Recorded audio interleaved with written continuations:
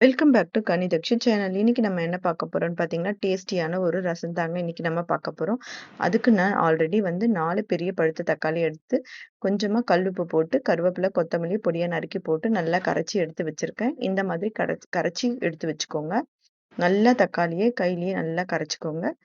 1 spoon அளவுக்கு மிளகு, 1 spoon அளவுக்கு ஜீரகம், 1 ஸ்பூன் அளவுக்கு தனியா, ஒரே ஒரு காஞ்ச மிளகாங்க, ஒரு பெரிய பூண்டை நான் உரிச்சு வச்சிருக்கேன். இங்க பாருங்க, ஒரு சைஸ் பெரிய பூண்டுங்க. நீங்கள் உங்களுக்கு தேவையான அளவுக்கு பூண்டு சேர்த்துக்கோங்க. பூண்டு கொஞ்சம் எக்ஸ்ட்ராவாக சேர்த்திங்கன்னா டேஸ்ட் ரொம்ப நல்லாயிருக்கும். கொஞ்சமாக நான் புளியையும் ஊற வச்சுருக்கேன்.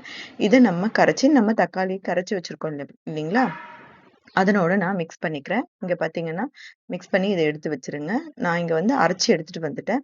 ஃபஸ்ட்டு மிளகு சீரகத்தை நல்லா அரைச்சிருங்க. அரைச்சதுக்கு அப்புறமா பூண்டு பல் போட்டு ஒரு ஓட்டு ஓட்டி எடுத்து வச்சுக்கோங்க. இதை நம்ம என்ன பண்ண போறோம்னா, இப்போ ஒரு பாத்திரத்தில் எண்ணெய் ஊற்றி, எண்ணெய் நல்லா காஞ்சிருச்சுங்க. 1 ஸ்பூன் அளவு கடுகு போட்டுக்கிறேன். கடுகு போட்டு கடுகு நல்லா பொரிஞ்சதுக்கு அப்புறமா ஒரு 5-6 காஞ்ச மிளகாவையும் நம்ம சேர்த்துக்கோங்க. சேர்த்துட்டு நல்லா வறுத்துக்கோங்க. காஞ்ச மிளகாய் நல்லா வறுபடட்டும். வறுபட்டதுக்கு அப்புறமா நம்ம அரைச்சி வச்சிருக்கோம் பார்த்தீங்களா, மிளகு ஜீரகம்லாம், இதையும் லைட்டாக நம்ம இப்போ வறுத்துக்க போகிறோம். இது எதுக்காக நம்ம வறுக்கிறோம் அப்படின்னு பார்த்தீங்கன்னா, இதோட ஸ்மெல் கொஞ்சம் பச்சையாக இருக்கும் இல்லைங்களா. இதை லைட்டாக நீங்கள் வறுத்து பாருங்க, ரொம்ப டேஸ்ட்டாக இருக்கும். ரசம் ஸ்மெல் ரொம்ப நல்லா இருக்குங்க.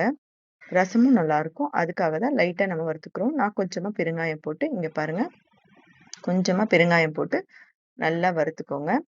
சிம்லேயே வச்சுக்கோங்க. சிம்மில் வச்சுட்டு பொறுமையாக இதை வறுத்தி எடுத்துக்கோங்க. ரொம்ப தீஞ்சிடக்கூடாதுங்க. லைட்டாக அந்த எண்ணெயும் நல்லா சூடாகவே இருக்கும் இல்லைங்களா, அதனால லைட்டாக வறுத்தி எடுத்துக்கோங்க. வறுத்தி எடுத்தது நம்ம தக்காளியை நல்லா கரைச்சி வச்சுருக்கோம் பார்த்தீங்களா, அதனோட நம்ம சேர்த்துடலாம். இங்கே பாருங்க, இப்போ நல்லா இது வறுபட்டுருச்சு. ஓரளவுக்கு நமக்கு தெரியும், நல்ல ஸ்மெல் வருங்க. இது வறுபட்டுருச்சுனாலே நல்ல ஸ்மெல் வரும். ரொம்ப தீஞ்சு போயிடக்கூடாது.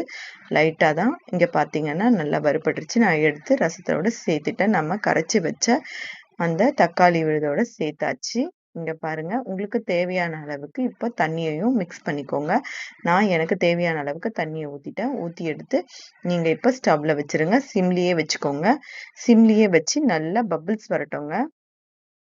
நல்லா கொதிக்க விட்டுறாதீங்க. கொதிக்கக்கூடாது ரசம் எப்போவுமே. நல்லா பபிள்ஸ் வரும்போது நம்ம கொஞ்சமாக இப்போ மஞ்சத்தூள் சேர்த்துக்கலாம். மஞ்சத்தூள் சேர்த்துட்டேன். அவ்வளோதாங்க. நம்ம ஸ்டவ்வில் எடுத்து வச்சு சிம்மில் வச்சு பபிள்ஸ் வரணும். பொங்கி வருங்க. லைட்டாக ஃபுல்லாக நுரையாக வருங்க. அந்த ஸ்டேஜில் ஆஃப் பண்ணிடுங்க. அவ்வளோதான், நமக்கு சூப்பரான ரசம் ரெடி ஆயிடுச்சு.